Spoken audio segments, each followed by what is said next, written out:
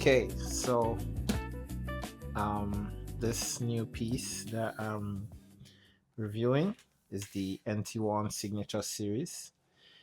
So I posted about the Presonus Quantum ES4 some time back, and it was so interesting that again I wanted to pick the SSL 12 because it just felt like the next upgrade for like after the 2 plus that I had the original 2 plus.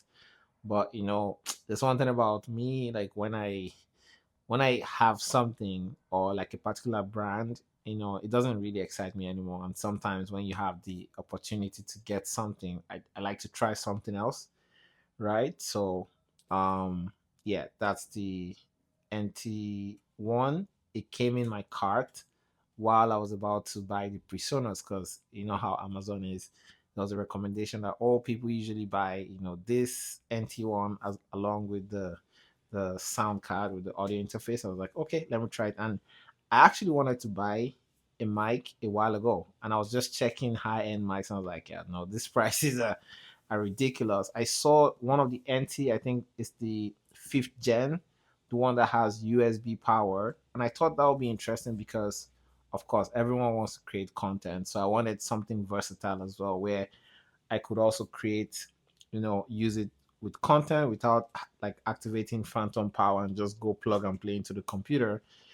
But with the way I'm looking to set up with the interface and everything in the same spot, I was like, maybe not, that's not the right choice for me at that time, even if I would have loved to buy it to explore. So I forgot about mics for now. I mean, a friend of mine gifted me a GXL 3000. I think is the card mic, and it's been great for a while, but it's a really old mic. So that's why I was looking to get something else.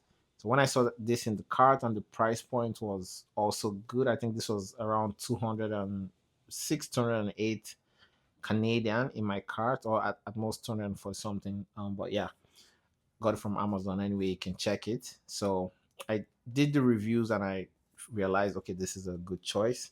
So yeah, I bought it and it's first time opening it. So I'm just gonna, so there's a seal here. I like the box is weighty. I think it should also contain the pop filter, right? Just gonna open this up here. And I mean, feels good getting a new mic that's not really.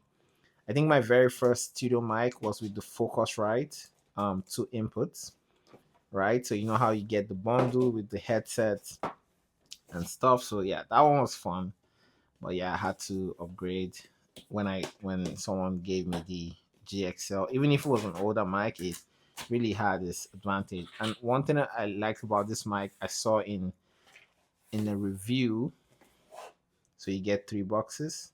Yeah, so I saw in a review, it has a very good like focus on the front. So it's, I don't know what to call it again, but you know how you have some mics with different settings for omnidirection, like stereo or like just focus like in the front, right? So this one is really just focused in the front. You don't have any knobs like to toggle.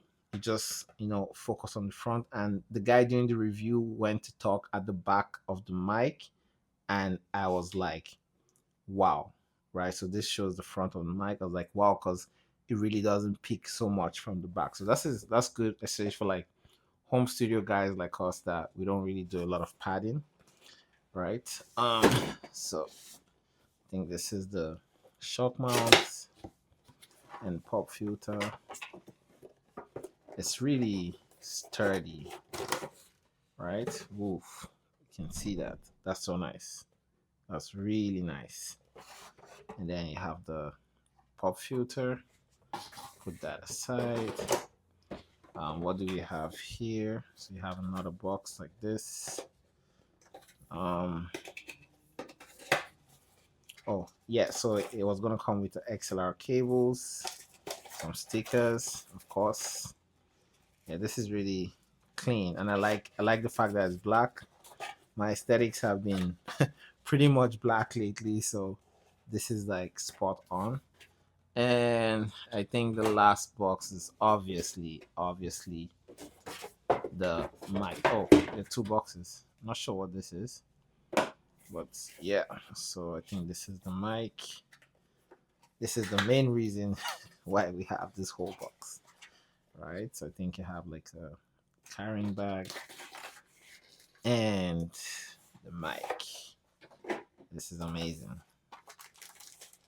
So yeah, it looks really clean. You see it over here. Just gonna bring it out. So this obviously shows me that it's the front of the mic. Um, uh, just takes the normal XLR, right? So yeah, this really looks solid and good to go if you ask me. All right. Okay, so I guess I'll just be trying this out, and yep, we'll see what it sounds like. All right, cheers.